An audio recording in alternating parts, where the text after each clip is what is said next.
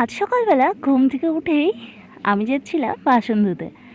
এই সময়ে আমার ঘরওয়ালি আর কি দিদা আমাকে দেখে বললো যে একটু চা খা। বলা মাত্রই আমি না বলেছিলাম, আমার ঘরে এসে দিয়ে গেছিলো। এরপর আমি রান্নাবান্না সেরে নিয়েছি। তারপর সকালবেলা ঘুম থেকে উঠেই তো আমার রান্না করতে লাগে।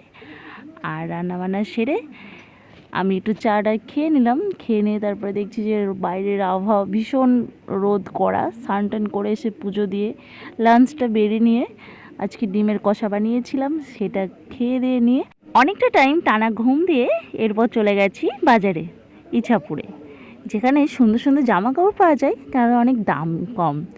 এবার তোমরা হয়তো ভাবতে পারো যে এর আগের দিনে তো এই সেম জামা কাপড় পরেই কোথায় গেছিলাম বাজার করতে, তো সেদিনের না, এটা ব্লগটা এটা আলাদা দিনই। আর আমি যে কোনো জিনিস ড্রেস জামা কাপড় পরলে সেটা দু একদিন পরে তারপর কেচে তারপরে তুলে রাখি। এবছরে এঁচোড় চিংড়ি একদিনও খাওয়া হয়নি। আমার বর এঁচোড় চিংড়ি খেতে খুব ভালোবাসে, তাই ওর জন্য আজকে চিংড়ি মাছ নিয়ে আসা হলো। আর এবং রাত্রেবেলা এসে বাজার টাজার নামিয়ে মাছটা ভেজে রাতের ডিনার সেরে নিলাম।